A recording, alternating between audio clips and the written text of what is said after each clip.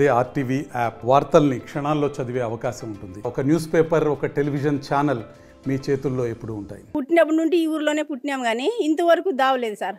మాకు ఇప్పుడు 60 ఏళ్ళు 50 ఏళ్ళు అయింది. మా పిల్లలకి పెన్నేళ్ళు అయింది, బిడ్డలు పుట్టినారు. బాలెంతకు తెలిసిపోవాలన్నా కూడా మాకు బాధే.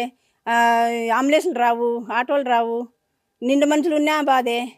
చాలా అగసాట్లు పడుతున్నాం సార్ మేము రోడ్డు గురించి. మాకు ఎట్లయినా ఈసారైనా రోడ్డు వేయాలి సార్. బాలెంతకు పిలుచుకొని బతనపల్లి పోయినామా హాస్పిటల్కని ఆపరేషన్ చేయించాలని. ఇంకా ఆటో వాళ్ళకి బంగిపోతే మేము రామమ్మ మీ తాండాకు, రాగానపల్లి తాండాకు దారి లేదు, మేము ఆటో తీసుకొని రాము అన్నారు. మళ్ళీ 400 అడిగినారు వాళ్ళు. కాదన్నా ఇటు నుండి ఇటుకే కదా, 200 రూపాయలు ఇస్తామన్నా కూడా 300 ఇస్తేనే మేము వచ్చేది అన్నారా. వచ్చినాడా అయిపో, ఎప్పుడు రానైపో వచ్చినాడా. భయం అయిపోయింది మాకు. ఆడ ఊర్లో ఇక్కడ మిట్టు ఉంది చూడు, ఆడ వచ్చినాక అబ్బాయి మేము ఇంటికి పోతామో లేదో, తాండానే వద్దు, దారి లేకపోతే ఎంత అగసాట్లు పడుతున్నామని. ఇంతకుముందు కూడా నా కూతురికి బాలెంత ఉంది, ఆ పొద్దు ఏందో కడుపు నొప్పి వచ్చేసింది పసిబిడ్డకు, పాపకి. ఆటోలు పిలిచాలన్నా లేదు ఆ టైంలో.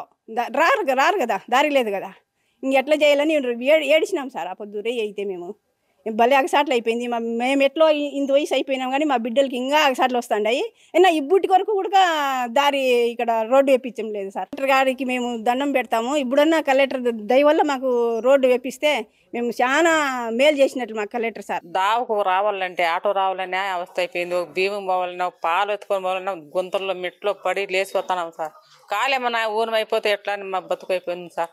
చెప్తాడారు కానీ చేసిందిలే పెట్టిండ్రు సార్. మాకు లేని అవస్థ పడుతున్నాము. అందరికీ అడిగినాం సార్, చేస్తా అంటారు, బోరగాని చేసేలేరు, పెట్టింది లేదు సార్. ఓట్లు వేయించుకుంటారు, ఇంత లెక్కిచ్చిపోతారు అంతే. మళ్ళీ కేసు చేసుకుంటారు. దావ బస్ అంటే ఎవరు వస్తారమ్మా ఏమొస్తారంటే సార్ ఎట్లో సార్ వచ్చి ఎట్లా చూడుకోండి సార్ అని కూడా చెప్పి వాళ్ళు వచ్చి కూడా వచ్చేట్టు రారు.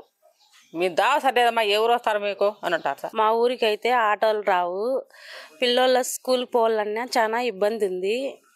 అసలు ముస్లిం ఉతక ఎవరన్నా ఏదన్నా ఇబ్బంది అయినా, వాంతులు బేదులు ఇట్లాంటివి ఏదన్నా అయినా కానీ అంబులెన్స్ రావడానికి కానీ ఆటో రావడానికి కానీ కనీసం 2 వీలర్ పోవడానికి మాత్రం ఉంది దారి ఎంతవరకే. మా పిల్లలు చదువుకునే వాళ్ళు ఉన్నా కానీ మేము ఆ 2 వీలర్లో తోలకపోవాలా, రాగానపల్లి గ్రామంలో తోలుకొని పోవాలా, ఇడిచిపెట్టి స్కూల్కి మళ్ళీ రిటర్న్ సాయంత్రం పోయి తోలుకొని రావాలా. మాకైతే దారి లేదు.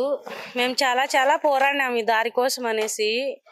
అసలు జగన్ ఉన్నప్పుడు కానీ పోరాడినాము, చంద్రబాబు నాయుడు వచ్చినాక కానీ పోరాడినాము, అయినా ఏం రాలేదు, మాకైతే దారి రాలేదు. ఎట్లా పోవాలన్నా మాకు చాలా ఇబ్బందిగా ఉంది. ఎవరైనా ప్రెగ్నెంట్ ఉన్నా కానీ ఇక్కడనే డెలివరీ అయ్యే మూమెంట్ ఉన్నా కానీ హాస్పిటల్కి తోలకపోయినా ఆటోలు రావు, ఏం రావు.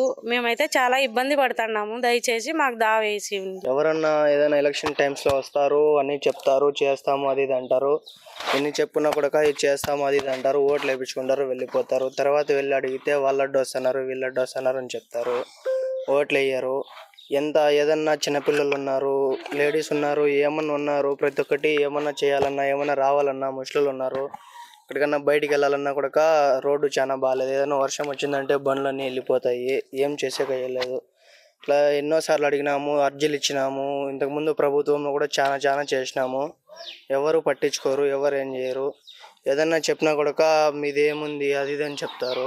అందుకనేసి ఓట్ల టైంలో అడిగితేనేమో చేస్తాం అంటారు, ఓట్లు వేయించుకుంటారు, తర్వాత వెళ్ళిపోతారు, ఎవరు పట్టించుకోరు. మరిన్ని వీడియోస్ కోసం ఛానల్ సబ్స్క్రైబ్ చేయండి. లేటెస్ట్ అప్డేట్స్ కోసం వాట్సాప్ ఛానల్ ఫాలో అవ్వండి. అండ్ లింక్ డిస్క్రిప్షన్ లో ఉంది.